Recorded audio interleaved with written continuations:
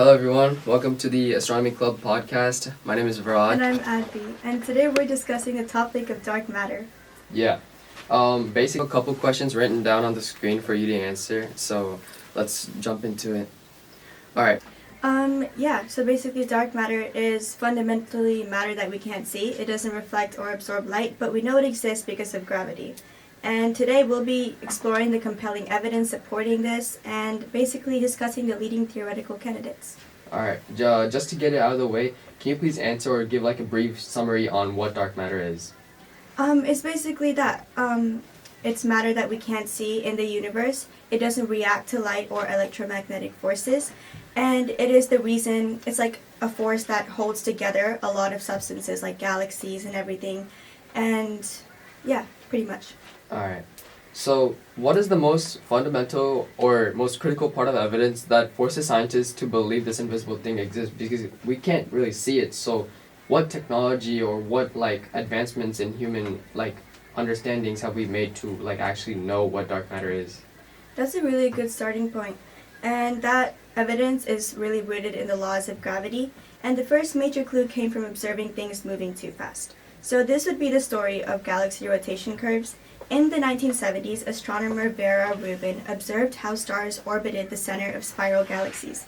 Based on all the visible stars, you'd expect stars further out to orbit much slower, just like Pluto orbits the sun slower than the Earth does.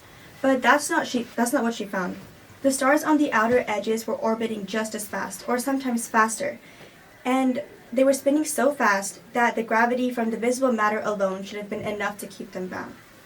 The explanation that best fit the data was that there had to be a huge halo of invisible mass surrounding the galaxy, creating enough extra gravity to act like a giant unseen anchor.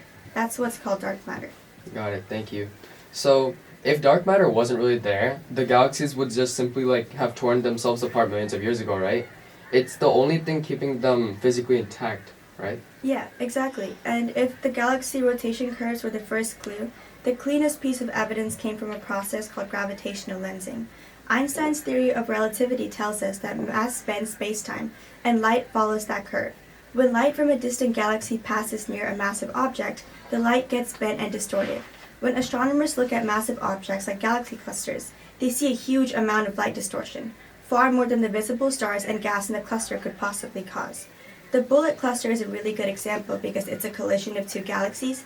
It shows that the invisible mass has physically separated the hot gas during a cosmic collision.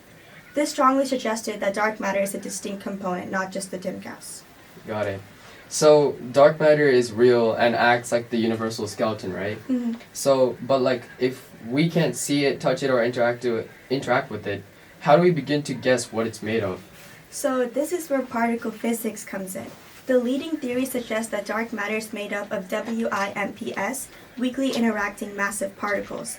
These are theoretically predicted particles that would have mass, would be stable, and would be cold, meaning they would move slowly enough to clump together and form the structure we observe.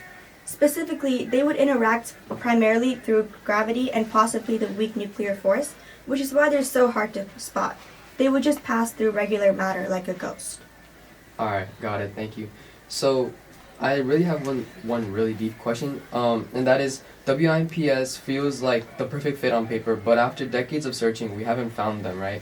If WIMPs were the perfect fit, wouldn't we have found them by now?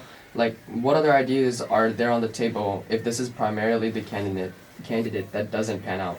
That's a really big challenge of the field. And you're right, since WIMPs remain elusive, scientists are looking at other candidates. The next most popular idea is the axion. Axions are hypothesized to be really light, like a lot lighter than electrons, and they would behave more like a wave than a particle. Instead of being slow and chunky, they would be a fine oscillating field filling the universe. Scientists also briefly considered things like primordial black holes, formed right after the Big Bang, but most data points today point away from large familiar objects and towards smaller particles. Got it, thank you. So to summarize, we've gone from the galactic scale where we observe the strong gravitational effects of dark matter on stars and light, down to the particle level where we hypothesize WIMPs and axions as the potential answer. This topic spans astronomy, gravity, and particle physics. Absolutely. The mystery of dark matter is the engine of modern physics. It challenges our understanding of the universe's fundamental building blocks and how gravity works. Thank you, Advi, and thank you to the listeners joining us. The Astronomy Club podcast, please subscribe and leave us a review. Join us next time when we investigate more astronomy topics. Thank you. Thank you. Bye.